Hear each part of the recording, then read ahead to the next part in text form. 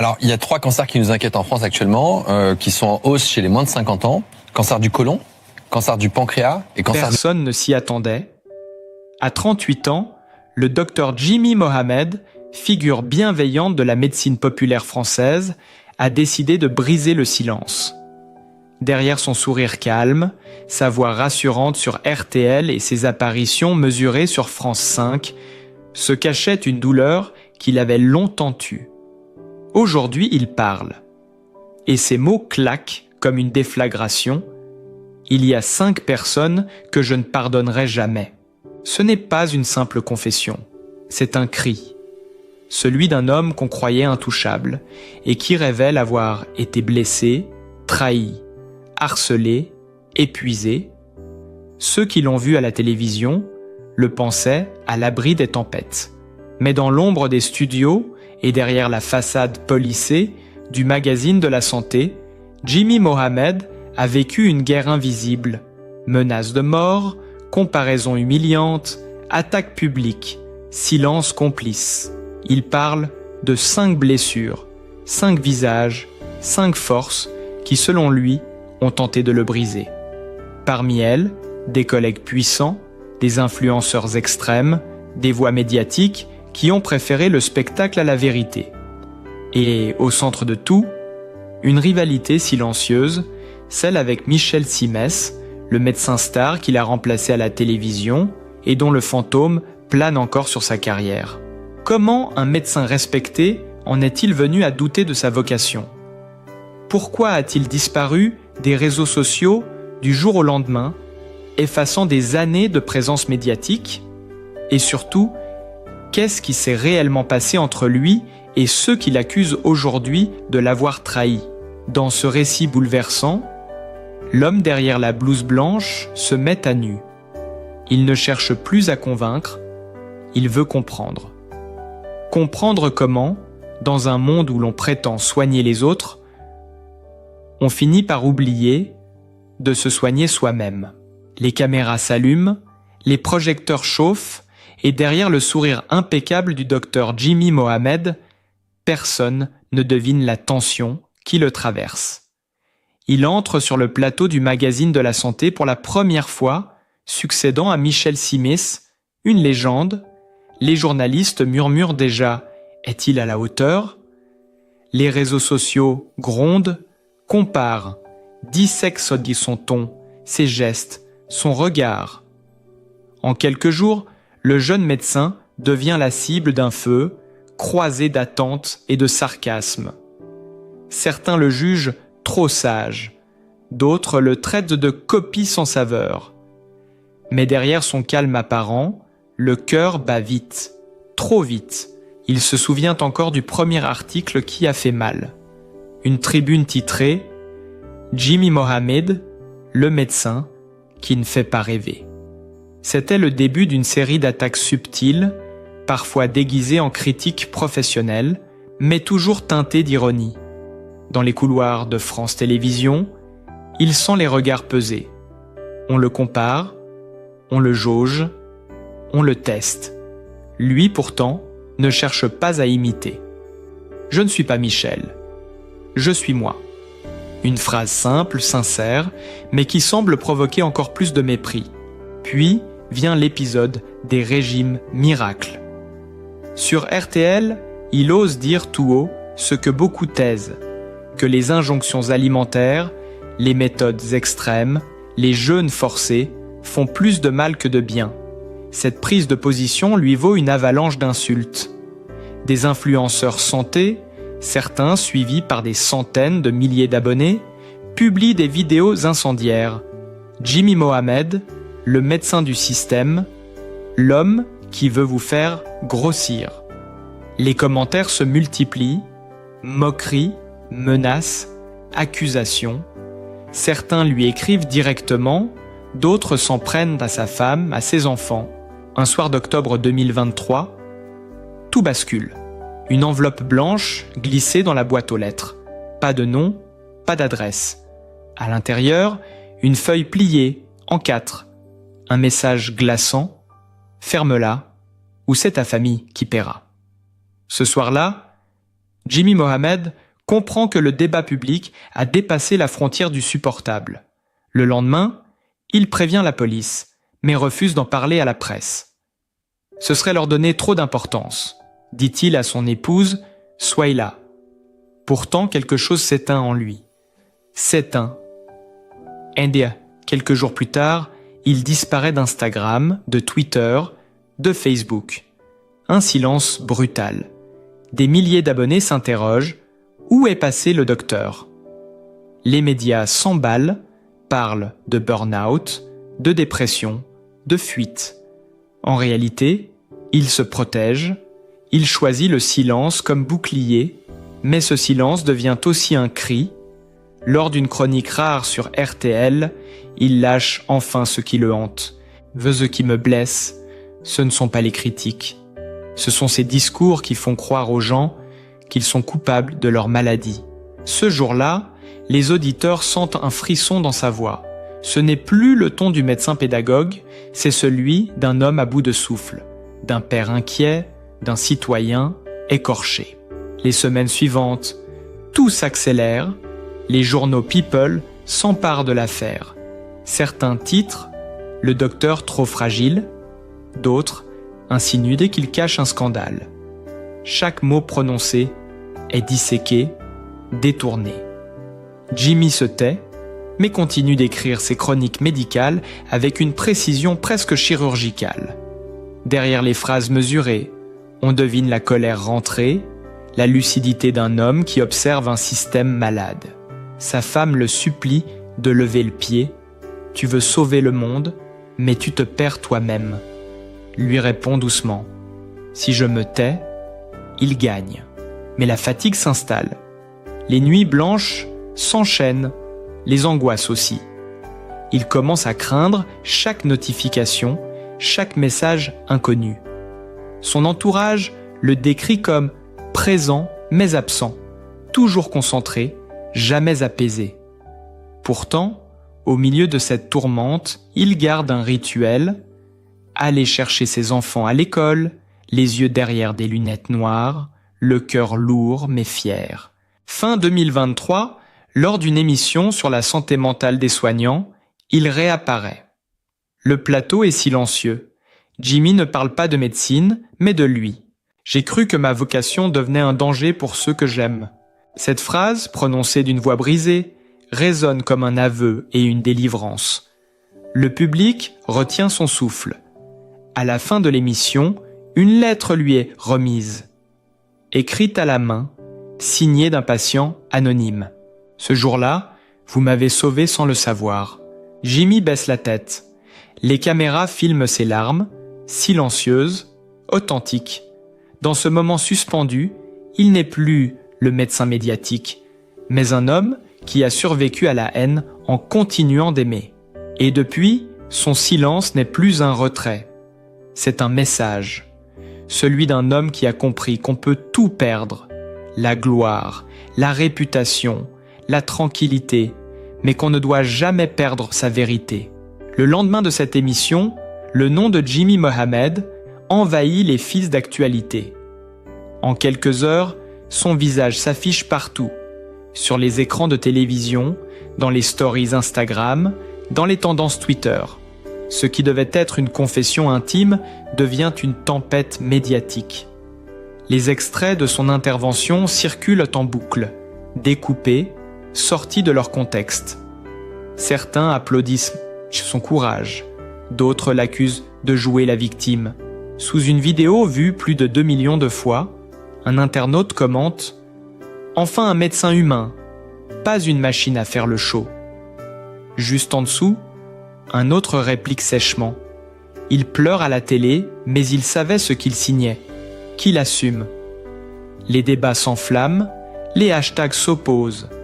Respex, Jimmy contre Zuckerberg et médecin fragile. En l'espace de 24 heures, il devient un symbole autant qu'un champ de bataille. Sur les plateaux de talk-show, les chroniqueurs se divisent. Il a eu le courage de parler d'un malaise que tout le monde nie, affirme une journaliste de France Inter. Non, il a orchestré son retour médiatique en jouant sur l'émotion, tranche un éditorialiste de C8. La presse People s'en empare avec gourmandise. Closer titre « Jimmy Mohamed, les larmes du médecin le plus discret de France ».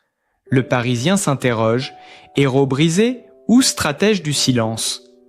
Et sur les plateaux télé, les visages familiers se succèdent pour dire tout et son contraire. Même dans le corps médical, les avis se déchirent. Certains praticiens louent sa lucidité. Il a mis des mots sur ce que beaucoup d'entre nous ressentent. L'usure, le harcèlement, la peur de l'exposition, écrit un cardiologue sur LinkedIn. Mais d'autres dénoncent ce qu'ils appellent un dérapage émotionnel dangereux. Un médecin doit garder sa distance. Pleurer à l'antenne, c'est se fragiliser face au public, commente froidement un professeur hospitalier. La tension atteint un point critique lorsque Michel Simès, jusque-là silencieux, finit par réagir dans une interview brève à Télé 7 jours. « Je n'ai rien contre Jimmy, mais la télévision, c'est un terrain difficile. Si on ne supporte pas la pression, on ne reste pas longtemps. » Une phrase en apparence neutre, mais interprétée comme une pique. Les médias s'en emparent. Simet réplique à Mohamed « La guerre des médecins ». Les jours suivants, la machine médiatique tourne à plein régime. Les talk-shows invitent psychologues, sociologues et même spécialistes de la communication de crise. Les mots fragilité, masculinité, exposition publique reviennent sans cesse. Certains éditorialistes voient dans son histoire un miroir de notre époque, celle où tout se consomme, même la douleur. D'autres y lisent la chute d'un idéal. Le médecin modèle, qui sous la pression du spectacle, s'est effondré en direct. Sur les réseaux, l'atmosphère devient électrique. Des anonymes partagent leurs témoignages de burn-out, d'autres l'accusent de faire le buzz avec la souffrance. Les montages ironiques côtoient les messages de soutien. Un tweet viral résume la fracture. Quand un footballeur pleure, on parle d'émotion. Quand un médecin pleure, on parle de faiblesse. Dans ce vacarme numérique, Jimmy reste muet. Pas une déclaration, pas un post, pas un mot. Ses proches affirment qu'il observe, en silence. Mais autour de lui, la tempête enfle, incontrôlable. Les chaînes d'infos déroulent des bandeaux rouges. La confession qui divise la France. Les algorithmes amplifient les polémiques, chaque mot devient une arme. Et peu à peu, le récit d'un homme blessé se transforme en une affaire nationale, celle d'un pays qui se demande encore s'il faut admirer ou accabler celui qui a osé pleurer à visage découvert.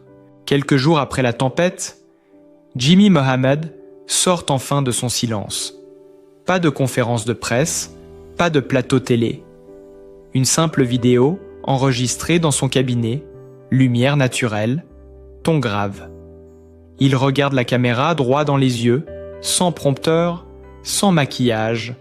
Sa voix est calme, mais chargée d'une tension contenue. Je ne voulais pas que mes larmes deviennent un spectacle, mais puisque tout le monde parle à ma place, je vais parler une dernière fois. Il marque une pause, respire profondément. Ses mains tremblent légèrement. On m'a dit que j'avais été faible, qu'un médecin ne pleure pas, qu'il doit rester une image, mais je ne suis pas une image. Je suis un homme, un père, et j'ai eu peur. Peur pour mes enfants, peur de ce que la haine pouvait provoquer. Son regard se durcit. Ou, ce que je n'ai jamais accepté, c'est cette hypocrisie ambiante. On parle de bienveillance, mais on applaudit la cruauté. On parle de santé publique, mais on entretient la violence morale. La vidéo dure moins de 10 minutes, mais chaque mot résonne comme un coup. Il y évoque la solitude des figures publiques, la pression invisible des réseaux, les messages anonymes qu'il lit encore dans sa tête la nuit. Il parle aussi de ses collègues silencieux, de ceux qui ont préféré détourner le regard. J'ai compris qu'il y avait des gens que je ne pourrais jamais pardonner. Pas parce qu'ils m'ont critiqué, mais parce qu'ils ont regardé ma chute sans rien dire. Parce qu'ils ont trouvé ça divertissant. Le ton devient plus vif, presque accusateur. On m'a comparé à Michel Simès, encore et encore, comme si je devais justifier d'être différent. Mais je n'ai jamais voulu prendre la place de personne, j'ai juste voulu faire mon travail avec sincérité. Je ne suis pas une marque, je ne suis pas un produit. Un léger sourire amer traverse son visage. Peut-être que ma plus grande erreur a été de croire qu'on pouvait encore parler de médecine à la télévision sans faire de spectacle. J'ai voulu expliquer, pas séduire. Et dans ce monde, c'est presque une faute. Ses yeux s'embuent, à nouveau, mais il ne détourne pas le regard. Je ne regrette pas mes mots, ni mes choix. J'ai simplement compris qu'être honnête, aujourd'hui, c'est un risque. Mais je préfère ce risque au mensonge confortable. La vidéo se termine sans musique, sans signature, un simple murmure avant le noir. J'ai choisi le silence, pas la fuite, parce qu'on peut se taire et rester debout. Quelques minutes après sa publication, les réactions explosent, des milliers de partages, des commentaires bouleversés, d'autres haineux. Certains écrivent « Merci d'avoir mis des mots sur ce que beaucoup ressentent ». D'autres, plus cyniques, il fait sa thérapie en public. Mais pour la première fois depuis des mois, Jimmy Mohamed semble apaisé. Ce soir-là, seul dans son cabinet vidé de caméras, il relit les messages de soutien. Entre deux respirations lourdes, il se dit que peut-être, cette fois, il n'a plus rien à prouver. Le bruit peut continuer dehors, lui a retrouvé sa voix. Pendant que la vidéo de Jimmy Mohamed continuait de tourner sur toutes les plateformes, une autre histoire commençait à émerger en coulisses. Quelques journalistes spécialisés santé, dont un rédacteur de Marianne, affirment avoir reçu des documents internes provenant de France Télévisions, des échanges d'emails, des notes-noms de réunion, des messages qui n'auraient jamais dû quitter les serveurs. Ce qu'ils révèlent change tout. Selon ces fuites, le départ de Jimmy des réseaux sociaux n'aurait pas été totalement spontané. Quelques mois avant son retrait, une série d'alertes internes aurait été déclenchée. Plusieurs responsables de communication l'auraient mis en garde contre la dérive émotionnelle de ses interventions, craignant que le ton personnel nuise à l'image de l'émission. Une phrase, écrite en marge d'un compte rendu de réunion, glace le sang. Si Jimmy veut durer, il doit redevenir un personnage, pas une personne. Lui aurait refusé. Fermement. Ce refus aurait marqué un tournant. On apprend qu'un débat houleux s'était tenu dans les bureaux de la production à propos de sa ligne éditoriale.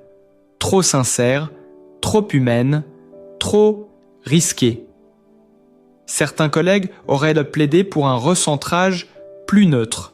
D'autres, plus cyniques, auraient parlé d'un manque de maîtrise médiatique. Un témoin anonyme décrit la scène. Il a quitté la réunion sans un mot, le visage fermé.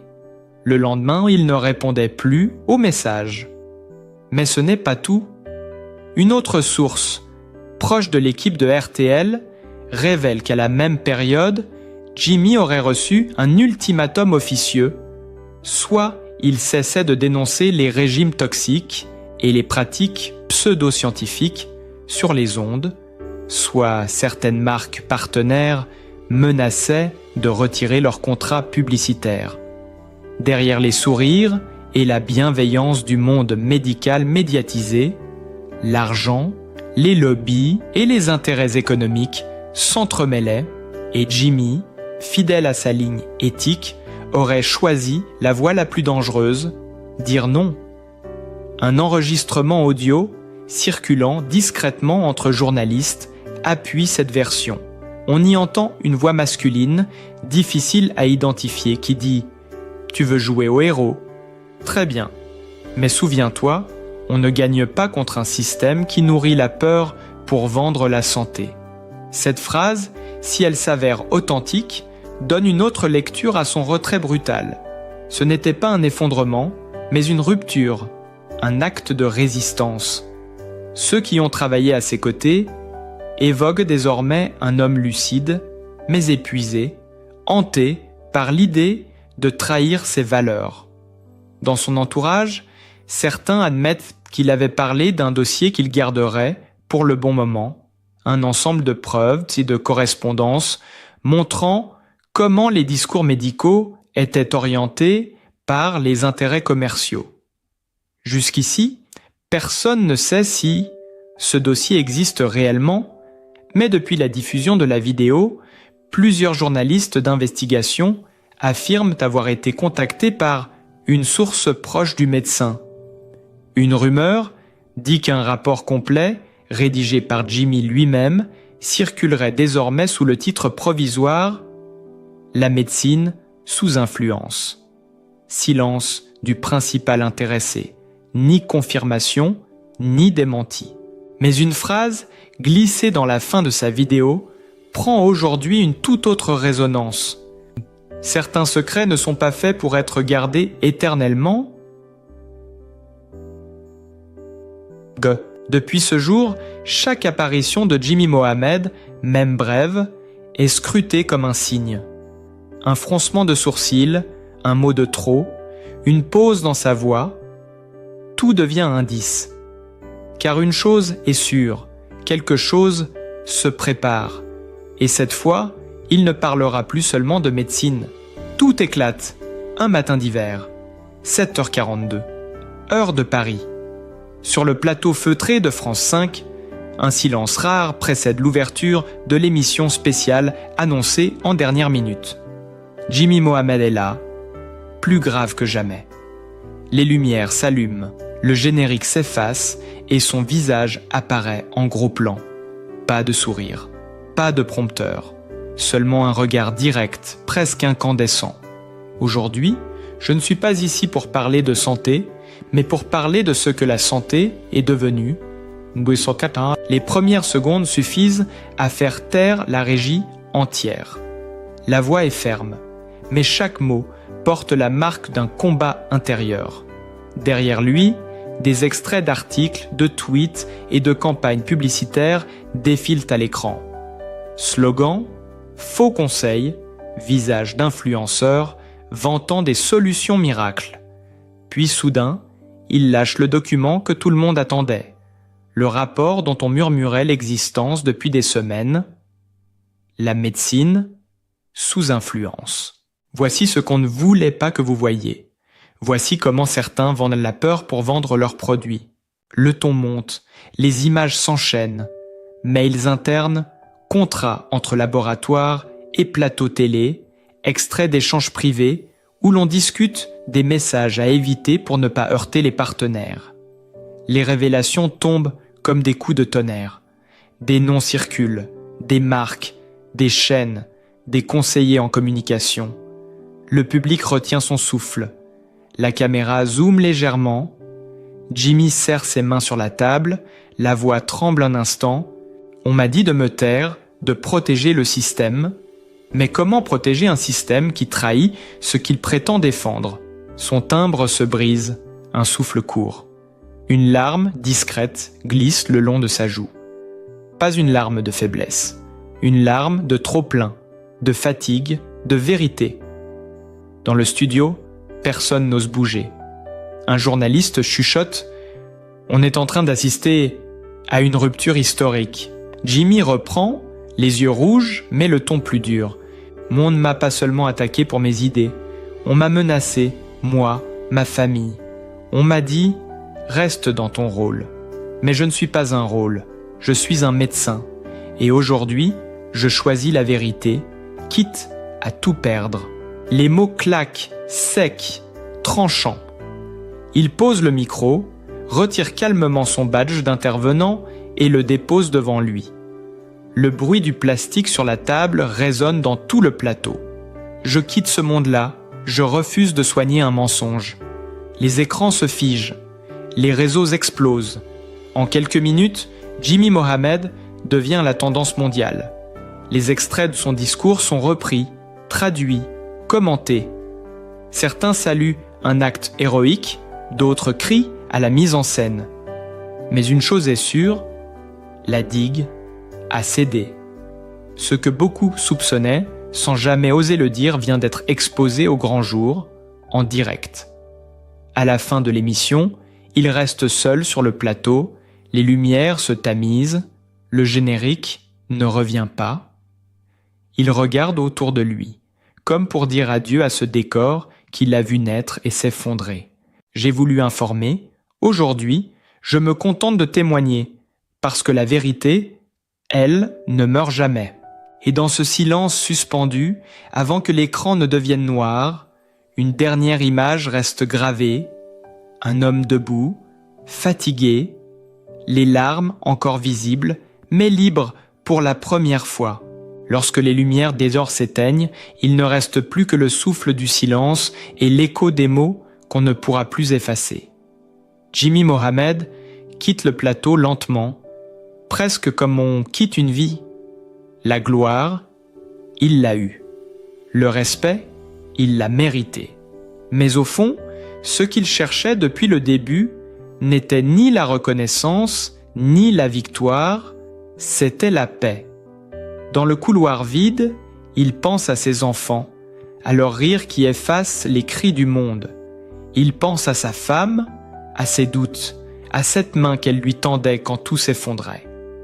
Il comprend que le temps, la vraie richesse, ne se mesure pas en minutes d'antenne, mais en instants partagés, en regards sincères. Il n'y a pas de héros, seulement des êtres humains qui essaient de rester debout au milieu du tumulte. Et si la solitude l'a blessé, elle lui a aussi appris la vérité. Tout finit par passer, sauf ce que l'on donne avec le cœur. Alors, chers amis, si cette histoire vous touche, si vous croyez encore qu'il existe des voix sincères dans ce monde de bruit, soutenez-les, partagez, commentez, abonnez-vous. Parce que chaque geste, chaque mot, chaque écoute fait vivre cette lumière fragile qu'on appelle simplement l'humanité.